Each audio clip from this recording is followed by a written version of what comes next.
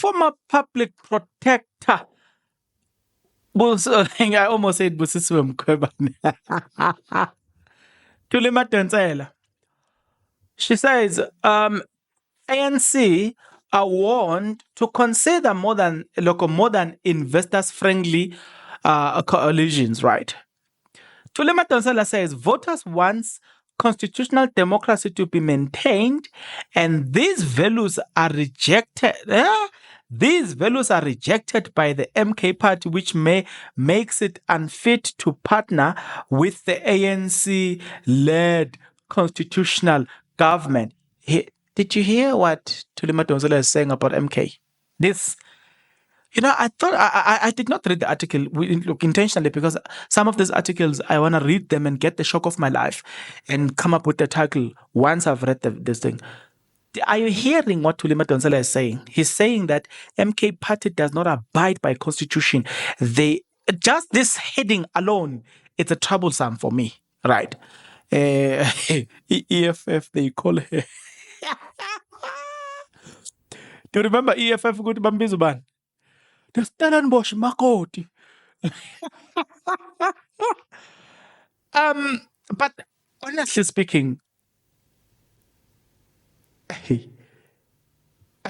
I'm thinking about what she said about MK. And probably people of MK, they will look at this, they will read this article. In case you want to read this article, let me give you this article first. The article was released on the 3rd of June 2024 at about 5 by Modiege Mashamaite, a multimedia reporter on the Sowetan Live. Right?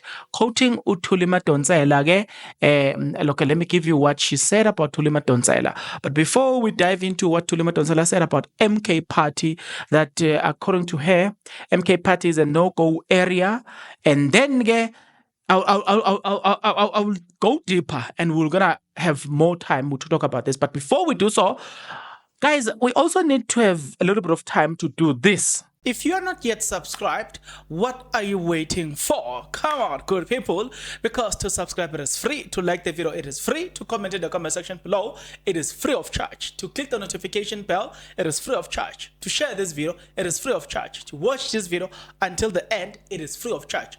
Also, good people, come on, to watch the ads it's free of charge, and that's how you financially contribute to this YouTube channel. Speaking about financially contribution to the channel, you can become a member of this YouTube channel from as little as 20 Rand a month. You can also use the Super Thanks button.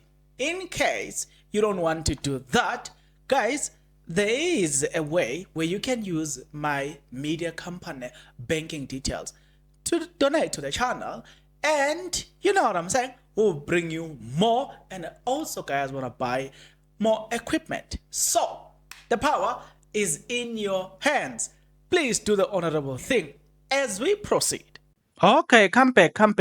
Former public protector Thuli Madonsela has urged the ANC against seeking a coalition partner based solely on how investors friendly it is after it lost its outright majority on Wednesday's elections.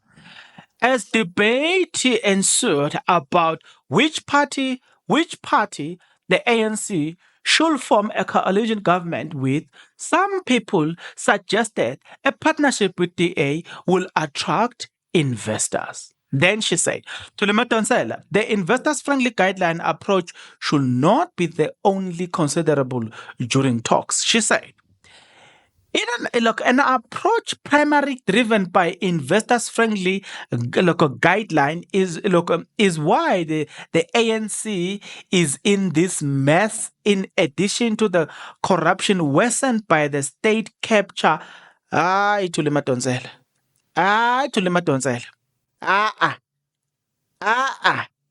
I'm gonna tell you where I fundamentally disagree with an educated person called Advocate Mkhwebane. I fundamentally disagree with her.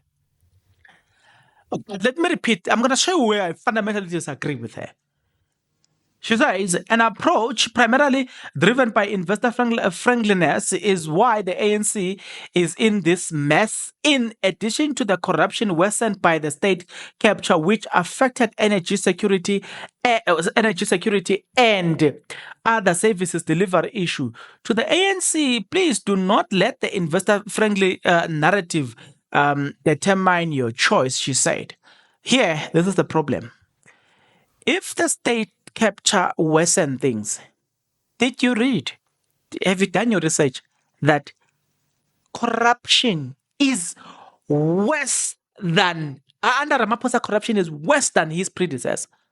So you can't tell me that this situation is created by the state capture. What has the man done? Let's start there. I disagree with her. Number two, in the interest of state capture, how much did we lose? We can't spend $1 billion to trace 500,000. Doesn't make sense. You can't spend more. Like, guys, mathematics, economics will tell you, I can't purchase a product that will cost me 500 to sell it at 300 rand. It just doesn't make sense. There's no logic there. You are not a charity. So, this narrative got Thuli Madonsela, and it doesn't make sense now. In the aftermath of the election, Madonsela said the ANC needs to prioritize constitutional integrity and the well-being of South Africa over investors-friendly narrative. Madonsela has been vocal about business role in state capture and lack of accountability from the private sector in the tender fraud. Look, she says this. She wrote in her tweet, and her tweet said the following. I just wanna see if I can save the tweet as well. She says an approach that is primarily driven by the investor-friendly line is why the ANC is in this mess. In addition to the corruption exacerbated by the state capture, which impacted our energy security and other services delivery issue to the ANC, please do not let the investor. Should the ANC choose to, she continues to say, should the ANC choose or have no option but to go into coalition arrangement for its sake or our constitutional democracy survival, it is minimum requirement must be acceptance of the constitutional and in its entirety, particularly regarding land justice, substantive equality, incorporative substantive justice, and in areas and integrity, anti-corruption, and the rule of law. How are you going to implement such if 500 billion has never been accounted for, stolen by Ramaphosa? How are you going to do all these things? I think not Thuli Madonsela, but the ANC decided to keep Phalaphala. By keeping Phalaphala, they agree with Phalaphala. So how do you think they're going to implement things that disagree with Phalaphala if they decide to keep Phalaphala? I hear the advice, but it does not make sense to me. You've got a man here who's dodging bullets. An attempt to lawfully change the constitution is okay, but its defense should not be tolerated. Former President Jacob Zuma's MK party has called for an overhaul on the constitution. Do you see that? Do you see now why I said that was her taking a jab at former President Jacob Zuma and MK party? Most parties do not want a return of state capture and blatant disregard of the constitution and the rule of law. They want constitutional democracy to be maintained so human rights may be enforced by the court. These values are rejected by the MK party, making it unfit to partner in an ANC-led constitutional governance and accountability project. Yabona, I understand as ukuthi sometimes when people with degrees they speak, you just want to listen because of obviously they went to school and obviously they acquired experience through working environment. So you will want to listen. But I don't expect an advocate, Westpart, a former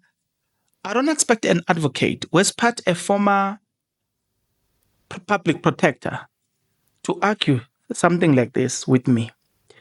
You can't talk about corruption and not talk about ANC. For the same reason why people didn't vote for ANC, it's because of its arrogancy and corruption. Today, you want to paint the ANC, or you want to create a narrative that they are free of corruption, whereas there's evidence of corruption. Today, Ramaphosa had to get special forces to guard Palapala.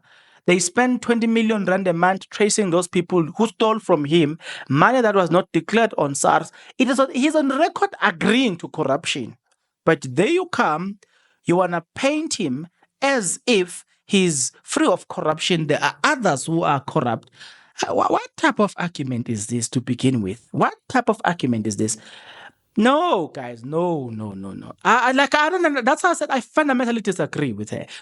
Like in everything that she's saying, I disagree. And don't get me wrong. I mean, I've never said politicians don't steal. Don't get me wrong. But I don't like the idea of me being told that this one doesn't steal. When we were sold Ramaphosa, we were sold a billionaire who got money, who doesn't steal. It did not take him even 2 years to steal. Today you want to paint him the other way around. No, come on, guys. Aye.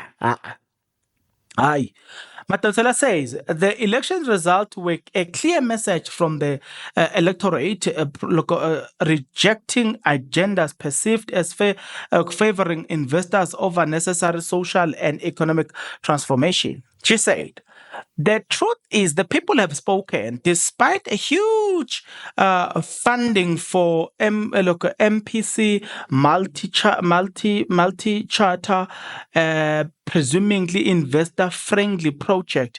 The people have hugely rejected its agenda. The people want more and not less transformation. Please apply systematic thinking.